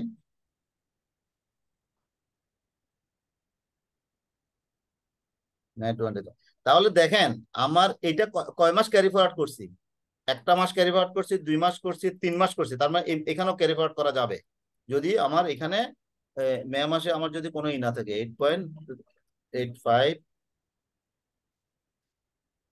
8.5, তারপর আসতেছে আমার 3, 4.5, 4.5, এটা হচ্ছে 9। মে মাসে আমার 10 লাখ টাকা গভর্নমেন্ট পাবে। তাহলে আমাকে প্রথমে করতে হবে কি, এইটা থেকে স্যার এটা ওই অ্যাডজাস্ট করে 15 লাখ রাখতে হবে। থেকে। হ্যাঁ, জি স্যার, অ্যাডজাস্ট করতে হবে, এটাকে নিয়ে আসতে হবে আমার। হ্যাঁ, 2.5 লাখ থাকবে, আর দাঁড়ান ওইখানে 3.5, সরি, কত, 35 লাখ। দাঁড়ান, আমার এটাকে অ্যাডজাস্ট করতে হবে, বা এইভাবে যদি আমি বলি, এটাকে আমার অ্যাডজাস্ট করতে হবে। তারপরে আমাকে এখানে স্যার মার্চ, 35 লাখ টাকার ওইটা ক্যারি ফরওয়ার্ড হবে না স্যার, ওই যে এপ্রিল মাসের 35 লাখ? হবে, সেটা করতেছি তো, দাঁড়ান না। আচ্ছা, জি স্যার। আচ্ছা, মার্চের 23, এপ্রিল 23। আচ্ছা, তাহলে আমার এখানে তো আমার না, এপ্রিল মাসে আমার ক্যারি ফরওয়ার্ড হবে আমার, এপ্রিল মাসে ক্যারি ফরওয়ার্ড হবে এই টাকাটা। মার্চ এপ্রিল মাসেটা আমার এখানে ক্যারি ফরওয়ার্ড। ওকে, এখন জি যাই স্যার। আমরা মে, জুন মাসে যাই।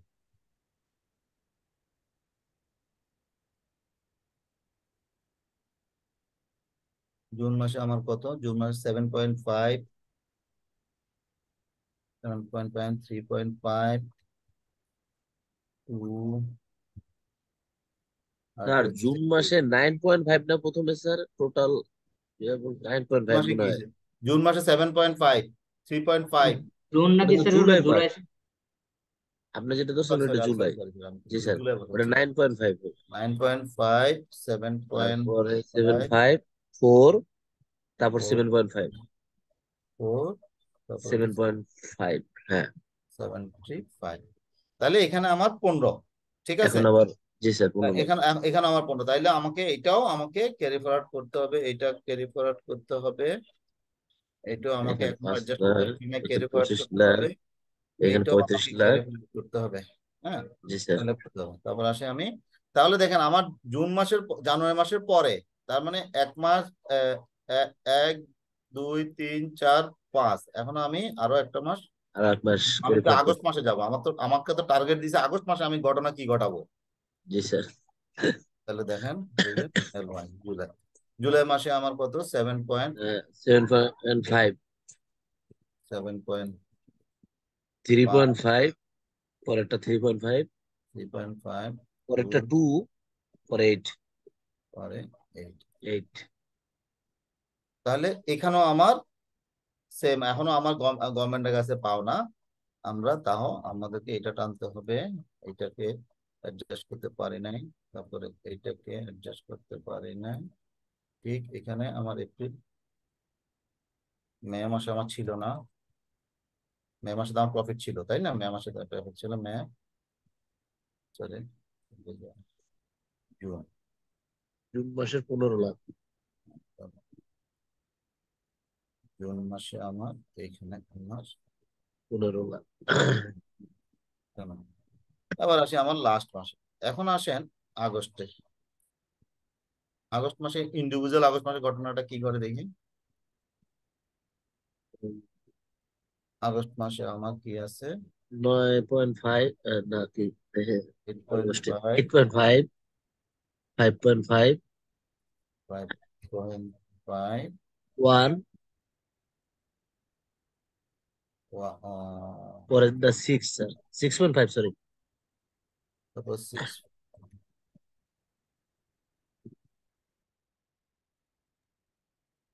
6.5, তাও আবারও এখানে কম। আমারই। তাহলে এখন দেখেন আমার এই যে 5,000টা, এটা কি ক্যারি ফরওয়ার্ড করতে পারবো? না স্যার, এখন তো এটা রিফান্ডের জন্যই করবো আর কি। হ্যাঁ, এটা আমি ক্যারি ফরওয়ার্ড করতে পারবো না, এটা আমাকে রিফান্ডের জন্য আমাকে এই জায়গাটাতে আমি এটা ক্যারি ফরওয়ার্ড করতে পারবো না, তাহলে আমি ক্যারি ফরওয়ার্ড করবো এইটা হ্যাঁ, 3,50,000, এটা করব 50, পরে 15 15 লাখ, করব, পরে আমি 20 লাখ। 20 করব। হ্যাঁ, আমি জি স্যার। আমার 20 ক্যারি ফরওয়ার্ড করবো, ঠিক আছে। তাহলে জি আমাদের স্যার। জুলাই, জুলাই 23, ঠিক আছে। তাহলে দেখেন, তাহলে আপনি এখন টোটাল ক্যারি ফরওয়ার্ড আপনার যে আগস্ট মাসে যে যে এটা সিএফ কত, তাহলে টোটাল বিভিন্ন মাসে যে ক্যারি ফরওয়ার্ডটা করবেন, দেখেন এই এই আগস্ট মাসে 9.5 মিলিয়ন আপনি টোটাল ক্যারি ফরওয়ার্ড করবেন। ওকে, ধরেন জি 2.5, 3.5, 1. এটা যোগ করে আছে। হ্যাঁ, ঠিক আছে। স্যার। 6, 7, 9। এবং এটাও আপনাকে তো ক্যারি ফরওয়ার্ড করতে হবে, এটা August 23, এটাও আপনাকে ক্যারি ফরওয়ার্ড আগস্ট মাসে ক্যারি ফরওয়ার্ড করতে হবে।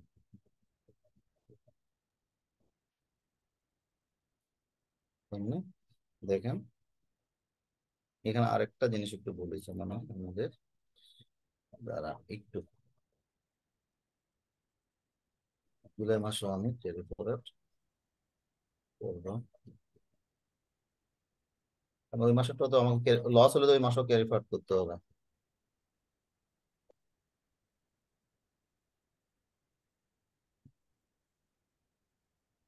ঠিক আছে, এটা তো লস না।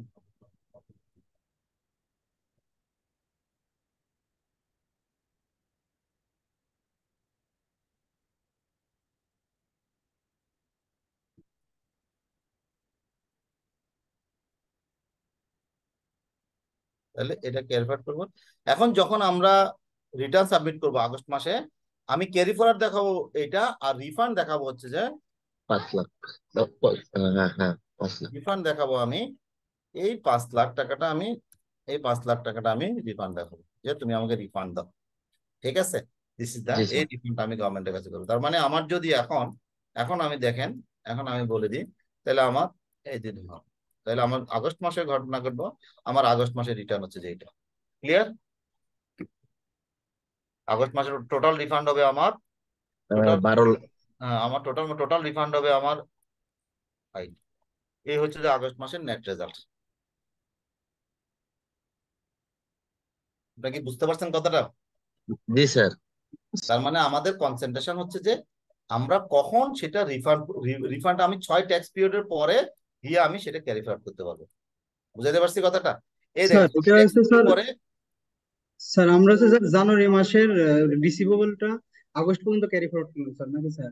জানুয়ারি মাসে, জানুয়ারি মাসে ঘটনা ঘটছে 6 জি ট্যাক্স স্যার। পিরিয়ড করতে পারবেন। 1, 2, 3, 4, 5, 6 ট্যাক্স পিরিয়ড পর্যন্ত ক্যারি ফরওয়ার্ড করতে পারছেন, সপ্তম পিরিয়ডে পারেন নাই, জি সপ্তম পিরিয়ডে করতে পারবেন, সপ্তম রিফান্ড পিরিয়ড করতে রিফান্ডে হবে। চলে গেছে। স্যার আমার কোশ্চেনটা ছিল এখানে স্যার, স্যার জুলাই মাসের যে রিসিভেবলটা এটা কি স্যার ডিসেম্বর মাস পর্যন্ত ক্যারি ফরওয়ার্ড হতো না, না আর আগস্টে আসি স্যার এটা অ্যাডজাস্ট হয়ে গেল স্যার? বুঝি না, আবার বলেন। জুলাই মাসটা, জুলাই মাসেরটা ঠিক এভাবে আপনি যখন চলতে আপনাকে থাকবে। আপনি সরি আবার বলেন। আমি বলতে চাচ্ছি স্যার জানুয়ারি মাসের রিসিভেবলটা স্যার আমরা আগস্ট মাস পর্যন্ত ক্যারি ফরওয়ার্ড করলাম স্যার, দেন রিটার্ন নিলাম। আপনি জুলাই মাস পর্যন্ত ক্যারি ফরওয়ার্ড করছেন, দেন রিফান্ড করছেন। জি স্যার জুলাই মাস পর্যন্ত। স্যার আমার কোশ্চেন হচ্ছে স্যার এই যে জুলাই মাসের যে আমার ধরেন রিসিভেবলটা হলো, এটা কি স্যার আমরা ডিসেম্বর পর্যন্ত স্যার ক্যারি ফরওয়ার্ড করবো নাকি তা স্যার আপনি এখানে? এটাকে যখনই আপনি আবার করবেন, আপনি জুলাইটা এভাবে 6 মাস 6 পিরিয়ড করবেন। এখন মনে করেন যে এখানে যদি সেপ্টেম্বর থাকে, তাহলে সেপ্টেম্বর মাসে কি হবে, সেপ্টেম্বর মাসে আপনি এই যে সেপ্টেম্বর মাসে খেয়াল করেন, সেপ্টেম্বর মাসে তাহলে ঘটনা কি ঘটবে, এই 2 লাখ তো অ্যাডজাস্ট নাই হয়েছে, জি না স্যার। হয় নাই, এই 2.5 তো অ্যাডজাস্ট নাই হয়েছে, এই 2.5। তাহলে স্যার আপনি আমরা দেখেন, ওকে, 5 লাখ টাকা রিফান্ডটা নিছি, জানুয়ারি মাসে 5 লাখ টাকা রিফান্ড নিছি স্যার আগস্টে। জানুয়ারিটা রিফান্ড নিছেন আগস্টে, জি স্যার। ফেব্রুয়ারিটা রিফান্ড নিবেন সেপ্টেম্বরে, মার্চেরটা সেপ্টেম্বরে, রিফান্ড নিবেন পরবর্তী মাসে। অক্টোবরে। এরকম ভাবে জি অনার্স স্যার। থাকবে স্যার। ঠিক আছে, ক্লিয়ার? Thank you sir. হ্যাঁ, এবার বলেন, কোয়েশ্চেন থাকলে বলেন, আপনাদের আজকে ক্লাস শেষ।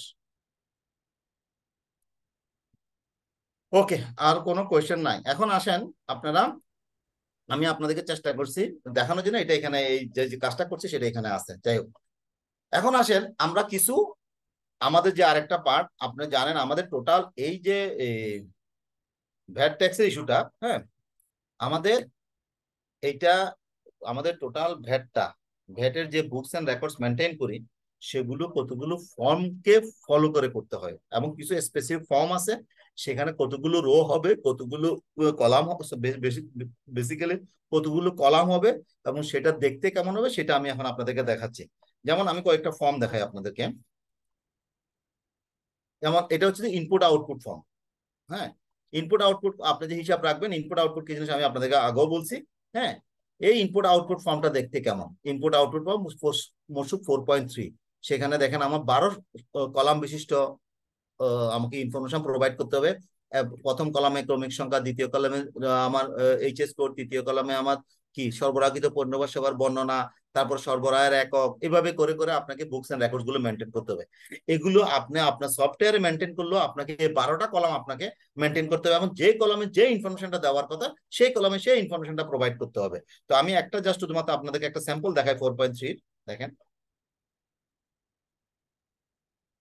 দেখেন ইনপুট আউটপুট কোএফিসিয়েন্ট ফর্মের একটা ফরম্যাট দেখেন, দেখেন এই দেখেন একটা আপনার ইনপুট আউটপুট কোএফিসিয়েন্ট ফরম্যাট, ওগুলো আমি আপনাকে ফরম্যাট দেখাই। এরপরে আসেন 6.1। 6.1টা কি? 6.1 হচ্ছে যে পারচেজ রেজিস্টার। আপনি যত ধরনের পারচেজ করে থাকেন, সেই পারচেজ গুলো 6.1 পারচেজ রেজিস্টার আপনাকে লিপিবদ্ধ করতে হবে। এখানেও আপনাকে দেখেন কত কত ঘর বিশিষ্ট, এখানে 21 কলাম বিশিষ্ট আপনার ঘর। কোন ঘরে কি বসাইতে হবে, তারিখ কোথায় বসাইতে হবে, ওপেনিং স্টক কোথায় বসাইতে হবে, ট্যাক্স বেড কোথায় বসাইতে হবে, ঠিক এই ফরম্যাট ফলো করে আপনাকে আপনাদের পারচেজ রেজিস্টারটা মেনটেন করতে হবে। পরেরটা হচ্ছে 6.2, this is the sales register. আপনি যে প্রোডাক্টটা সেল করতেছেন, সরি 6.1 তো বললাম, 6.2 এই যে বিক্রয় হিসাব পুস্তক, যে আপনি সেলস রেজিস্টারটা কিভাবে মেনটেন করবেন, কোন কলামে কত করবেন, এটাও 21 কলাম বিশিষ্ট। কোন কলামে কোন ইনফরমেশন প্রোভাইড করবেন, এই কলামগুলো মেনটেন করে আপনাকে আপনার যাবতীয় সেলস এর ইনফরমেশন গুলো আপনাকে বুকস লিপিবদ্ধ করতে হবে। তারপরে আসে হলো 6.3 ট্যাক্স ইনভয়েস। আমরা যেটা ইনভয়েসের সাথে আমাদেরকে যে একটা কাগজ দেয়, নীল কাগজে, সেই নীল কাগজটা হচ্ছে যে এটা। এখানে দেখেন আপনার ক্রেতার নাম, ক্রেতার ভ্যাট রেজিস্ট্রেশন নাম্বার, তারপরে সব কোথায় যাচ্ছে, তারপরে চালানপত্রের নাম্বার, তারপরে ইস্যুর তারিখ, এখানে দেখেন দায়িত্বপ্রাপ্ত ব্যক্তির নাম, টোটাল যাবতীয় নিবন্ধিত ব্যক্তির নাম, নিবন্ধিত ব্যক্তির যে বিক্রি করতেছে তার নাম, তার ঠিকানা, তার চালানপত্র ইস্যুর ঠিকানা। এই 6.3টা আমাদের যদি ইনভয়েসের মধ্যে না থাকে, আমরা মোস্ট অফ দ্য কেস ভ্যাটের টাকাটা কেটে ফেলি। এরপর 6.5 কেন্দ্রীয় নিবন্ধন প্রতিষ্ঠান কর্তৃক স্থানান্তর চালানপত্র। আপনার যদি সেন্ট্রাল রেজিস্ট্রেশন হয়, এক পয়েন্ট থেকে যখন অন্য পয়েন্টে, এক ডিপো থেকে যখন অন্য ডিপোতে আপনি যখন মাল পাঠাতে যান, তখন আপনাকে 6.5টা ফিল আপ করতে হবে, এবং 6.5টা আপনাকে মেনটেন করতে হবে। সেটা 6 কলাম বিশিষ্ট। তারপরে আসেন হচ্ছে যে আমার ভ্যাট ডিডাকশন অ্যাট সোর্স, উৎসে কর কর্তনের সনদপত্র। ভ্যাট ডিডাক্টর অ্যাট সোর্স এর আমাদের করলে সেটা যে একটা সনদপত্র তৈরি করতে হয়, উৎসে কর কর্তনকারী সত্তার নাম, হ্যাঁ, কে কাটতে উৎসে কর কর্তনকারী সত্তার ঠিকানা, তার থেকে কাটতেছেন কে সরবরাহ করছে, তার ভ্যাট ট্যাক্স নাম্বার কত, মোট সরবরাহ কত টাকা করছে, মূসকের পরিমাণ কত, অন্যান্য জিনিসপত্র আপনাকে এখানে দিতে হবে, এবং সেখানে আপনাকে একজনকে সাইন করতে হবে। তারপরে আসেন হচ্ছে 6.1, সেটা হচ্ছে 2 লক্ষ টাকার উপরে যদি ক্রয়, 2 লক্ষ টাকার উপরে যদি বিক্রয়, এই ধরনের ট্রানজেকশন গুলো আপনি এই 6.1 লিপিবদ্ধ করতে হবে। আমি 4-5টা আপনাদেরকে ফর্ম দেখাইলাম মাত্র, কিন্তু আমাদের অনেকগুলো ফর্ম আছে প্রত্যেকটা। যেমন এই যে ভ্যাট রিটার্ন একটা ফর্ম, এই যে 9.1 আমরা যে লাস্ট ক্লাসে যেটা করছি ওইটাও কিন্তু একটা ফর্ম, এবং কোন কলামে কোন ধরনের ইনফরমেশন প্রোভাইড করতে হবে সেটা স্পেসিফিক ভাবে বলা আছে, এবং সেই অনুপাতে আমাদেরকে বুকস এন্ড রেকর্ড গুলো মেনটেন করতে হবে। তো এই ছিল আজকে 6.2.1 বলতেন স্যার, 6.2.1 বলতেন স্যার, ওটাই দেখতেছি। 6.2, হ্যাঁ বলেন কি 6.2.1 স্যার। 6.2.1 জি স্যার। দেখি, ওটা দেখে আমি মুখস্থ তো নাই অনেক কিছু, দেখি 6.2.1টা কি, সেটাও যত সম্ভব কি ভুলে গেছি, একটু ওয়েট করেন, বই দেখিনি। আপনাদের বইতে সবগুলো ফর্ম আছে, সব ফর্ম গুলো আছে, ওগুলো আপনারা নিজেরাও দেখে নিতে পারেন। আমি আপনাদেরকে শুধুমাত্র কমফোর্ট দেওয়ার জন্য কোথায় কোন ফর্ম আছে সেগুলো আপনাদেরকে শুধু বললাম। একটা মিনিট, আপনি যখন বলছেন বের করে দিই।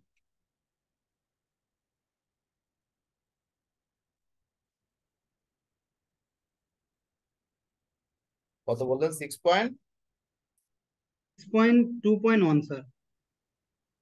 6.2.1 এটাও ক্রয় হিসাব। এটা হচ্ছে যে আপনার ম্যানুফ্যাকচারার যারা তাদের জন্য, এটা ফর ম্যানুফ্যাকচারারদের জন্য। আর 6.2 হচ্ছে যে মেবি সবার জন্য, সেটাও 24 কলাম বিশিষ্ট, আপনি বইতে গেলে দেখতে পারবেন। ওকে, ক্লিয়ার? জি স্যার, স্যার কোনো ম্যানুফ্যাকচারিং প্রতিষ্ঠান তো 6.2.1 স্যার যদি মেনটেন করে, তার ক্ষেত্রে কি স্যার সিক্স আর পয়েন্ট নাই ওয়ান কেউ টু নিতে স্যার? না না, 6.2.1টা মেনটেন করলে হবে, তখন জিজ্ঞেস 6.2 করতে লাগবে। পারেন। আরে আপনি যে চেয়ারটায় বসে না। ওকে, তো বলেন এবার আপনাদের যদি কোনো কোয়েশ্চেন থাকে আমি কোয়েশ্চেন গুলো নিতে পারি, আর যদি কোয়েশ্চেন না থাকে আমি আজকে এখানে কি হবে, নেক্সট ক্লাসে আমরা পেনাল্টি, ইম্পোজিশন, ওই ওই টপিকস গুলো আমরা আলাপ করব। আমি 7টায় শুরু করব, 8টা-8:15 ভিতরে ক্লাস শেষ করে দিব, কারণ আমি দেরি করব না, কারণ আমাদের একটা বাজে টাইপের অভ্যাস হয়ে গেছে, আমরা ডিউ টাইমে ক্লাসে অ্যাটেন্ড করি না। আমি একজন হলে একজন, আমি 7টায় শুরু করব। স্যার আগের ক্লাসের জি ম্যাটেরিয়াল স্যার। গুলো পাই নাই স্যার, মানে এর আগের সিনোপসিস, ক্লাসে। আগের ক্লাস সিনোপসিস পান নাই? না স্যার স্যার। জি স্যার। স্যার সিনোপসিস তো এইটা অনেকগুলো, একটু, এটা একটু দিয়ে দিবেন আজকে। সিনোপসিস তো অনেকগুলো পাইছেন, বলেন কয়টা পড়ছেন আমার বলেন। স্যার পড়ছি স্যার সবগুলো। সবগুলো স্যার পড়ছি স্যার, আগের দুইটা শুধু, আর আজকেরটা পড়া হয়নি স্যার। না মানে মানে আমি দিলে পড়া হয়ে যাবে না? স্যার এগুলো এটা একটু পরবর্তীতে ভালো ভালো হয় মানে স্যার। স্যার। কাজে লাগবে স্যার, হয়তো বা আজকে দেখতেছি না, বাট ফিউচারে স্যার লাগবে স্যার। এগুলো শোনেন, দেখলেও মনে আজকে আসবে যদি স্যার। না দেখেন আপনারা জি কখনোই স্যার। দেখা হবে না, এটা আমার এক্সপিরিয়েন্স থেকে বলতেছি আপনাদেরকে। জি স্যার, আজকে যদি না যেভাবে দেখেন স্যার আর গরম কখনোই করবেন দেখা সেটা। হবে না। স্যার আপনার ক্লাস শেষ হলে পড়া পরবর্তীতে আরেকটা ক্লাস স্টার্ট হয়ে যায় স্যার। এই সারাদিনই করার পরে স্যার একটু বুঝেন তো স্যার, আমরা তো না মানুষ কোনো কিছু স্যার। বুঝি না রে ভাই, পড়া হ্যাঁ করতেই হবে। জি দুই স্যার, ঘন্টা তাও পড়ে- তো করতে হবে। জি স্যার। প্রতিদিন বেশি না, 2 ঘন্টা পড়বেন। জি স্যার 2 ঘন্টা ইনশাল্লাহ না। দোয়া করবেন স্যার। স্যার এটা একটু দিয়ে দিলে ভালো হতো আর কি। আমি দিচ্ছি, একটু ওয়েট করেন, আমি গত জি স্যার। ক্লাসটা দিচ্ছি, আমি একটু 1 মিনিট ওয়েট করেন। আমি মেইলে দিব না, আমি অন্যান্য মেইলে দিয়ে দিই, যারা অ্যাটেন্ড করে না তারাও পেয়ে যায়। আমি মনে করি যারা অ্যাটেন্ড করে না তাদের পাওয়ার রাইট নেই এটা। জি স্যার। একটু ওয়েট করেন তাইলে জি স্যার। বলেন আপনাদের ক্লাস কেমন লাগতেছে, আর আপনাদের কোনো এক্সপেকটেশন আছে? ক্লাস কিন্তু শেষের দিকে, আজকে 7টা ক্লাস শেষ, আর 4টা-5টা ক্লাস আছে, আর 4টা-5টা ক্লাস আছে। বলেন। স্যার ওই যে পরীক্ষা নিতে চাইছিলেন স্যার, ওই যে যদি একটা দুটো পরীক্ষা নিতে। একটু সময় পাচ্ছি না আসলে, দিব আমি একটা পরীক্ষা নিব আপনাদের সবগুলো গুছাই, মনে করেন 50-60টার একটা একটা বা 2টা এক্সাম নিব আমি। আপনাদের কমিটমেন্ট দিচ্ছি, আমি 2টা এক্সাম নিয়ে নিব। হ্যাঁ, একটু আমাকে একটু সময় দেন, একটু ব্যস্ত থাকা যাচ্ছে তো। আপনাদের এই ক্লাসগুলো করাটা, কন্ডাক্ট করাটা অনেক সময় লাগে। আচ্ছা, আমরা কি বলছিলাম আপনাদেরকে?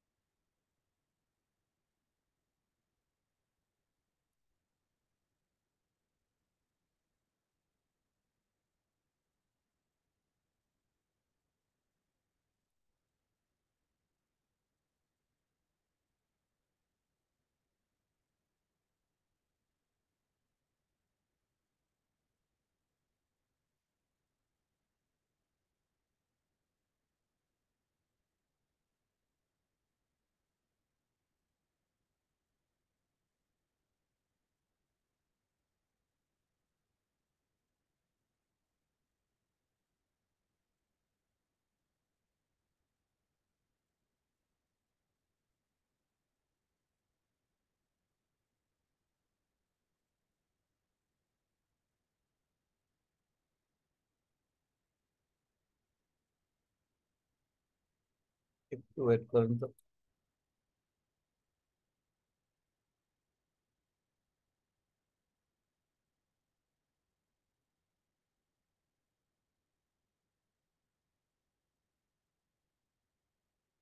হচ্ছে না কেন?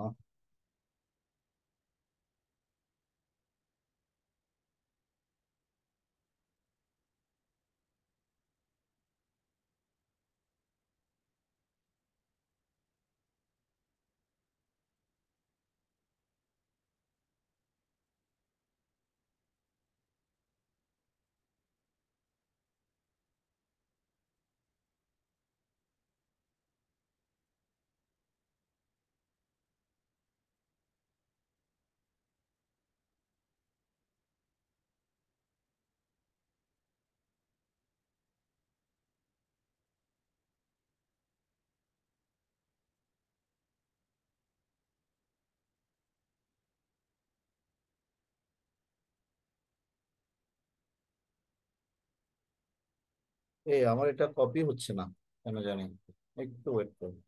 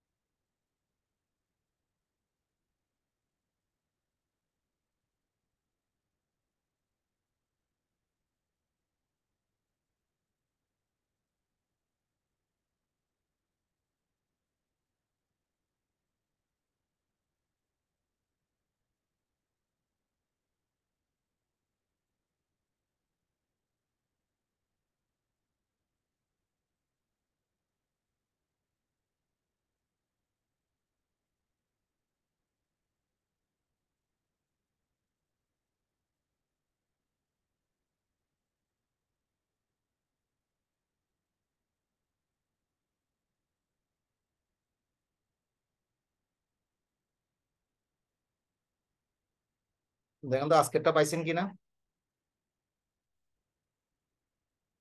আজকেরটা পাইছেন কিনা দেখেন তো।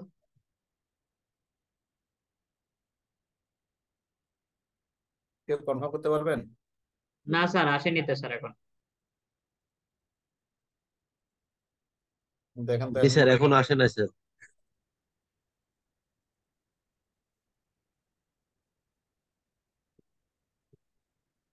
তো আমি শুধু একজনকে দিছি মনে হচ্ছে, দাঁড়ান।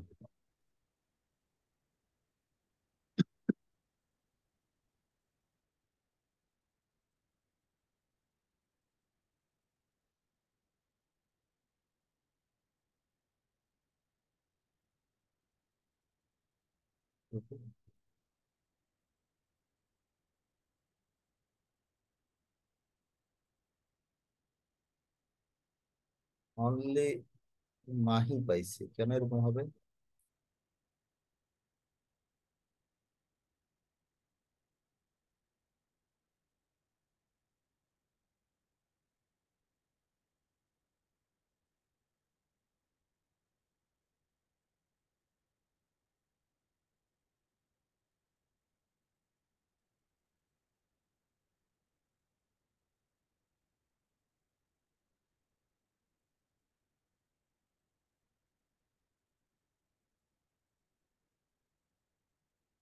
মিস্টার মাহি কি পাইছেন দেখেন তো, একজন পাচ্ছে কি শুধুমাত্র?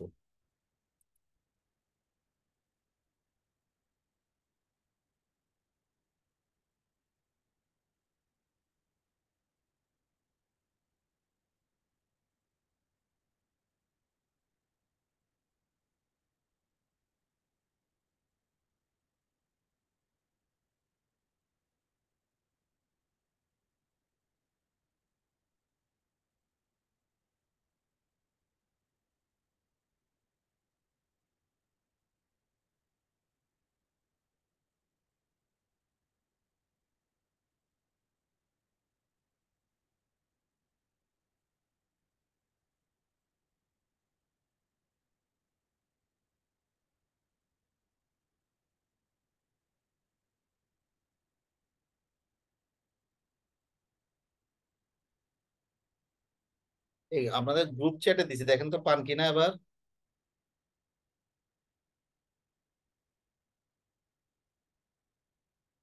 কাইন্ডলি কি দেখবেন? জি স্যার, আসছে স্যার। পিনাকি সরকার, পিঙ্কি সরকার দিছে। হ্যাঁ, ওকে। থ্যাংক ইউ ভেরি মাচ সবাইকে। দেখা হবে ইনশাল্লাহ নেক্সট ক্লাসে। আপনি একটু একটু ডাউনলোড করবেন ডাউনলোড দেনি স্যার। একটু প্লিজ। ওকে।